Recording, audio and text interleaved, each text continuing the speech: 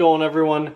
So I'm currently in the process of doing another repair on the Turbo X, oddly enough also coolant related, but as you can tell from the title of this video, I'm going to be replacing the expansion tank on my 2008 Saab 9.3 Turbo X today. In a video I made a month or two ago, I said that every time I start the car, I get a message that says coolant level low. And the coolant actually isn't low. Well, now it is low because I've had a leak, which, like I said, I'm kind of working on right now. There will be a video on this either before or after this is uploaded. I don't know how it's going to work out. But regardless, the car does not have, or didn't have low coolant, but I still got a message that said the coolant level was low. And basically, from what I concurred and what you guys helped me understand, is that the sensor that goes into the bottom of the expansion tank, when I took it out once, there's like two little tabs on either side. I'll go ahead and show you. I have my replacement tank right here. And some of you are probably going to ask, why didn't you buy the genuine Saab expansion tank? And to that I have to say, well, I've been dumping a lot of money into my two cars lately, and I didn't really feel like spending the extra money. I might regret it in the future, but for now, this is what I'm going with.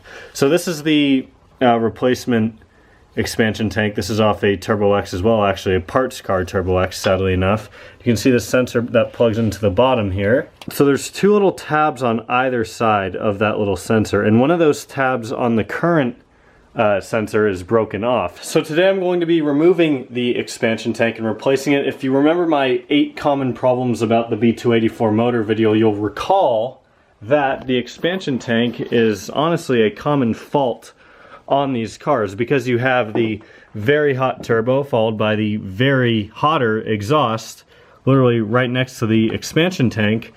It tends to crack over time. So yeah, because of all the other work I'm already doing, the coolant is already drained, but if you are replacing your expansion tank, of course the first thing that you're going to want to do is drain the coolant. I'll show you how to do that real quick.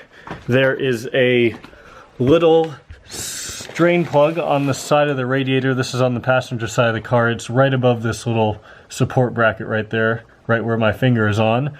So go ahead, drain the coolant through that, and then you'll be able to pick up where I am right now. So the first logical step in removing the expansion tank would be to remove these top two hoses that are coming off of it. If you don't have the DO88 coolant hose kit, which by the way I would highly recommend, you're probably going to have a traditional hose clamp here, but DO88 gives me their own fancy hose clamps, which I personally like more. To put the cap back on, since the coolant's already drained, it doesn't really need to air out, just so I don't lose it.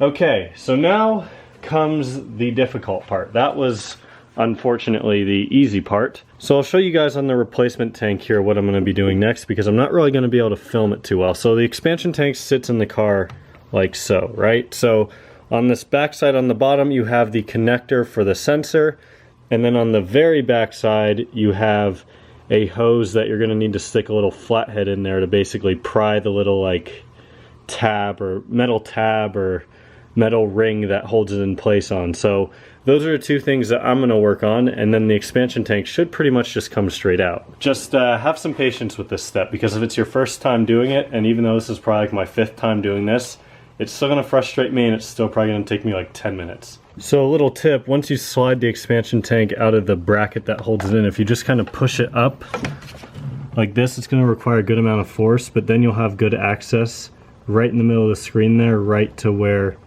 that little clamp, whatever you want to call it, is that you need to take off. So the new expansion tank is in the car. Of course, reinstallation is just the same thing as removal, just flipped around. So nothing really special there.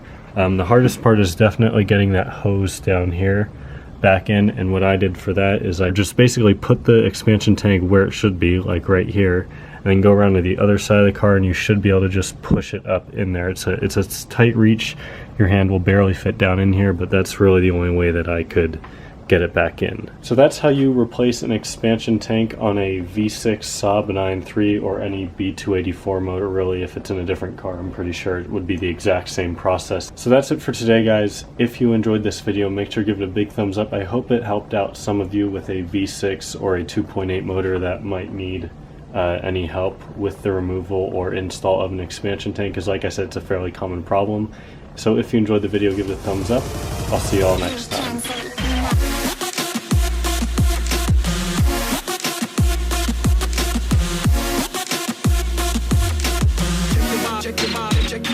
Check your body.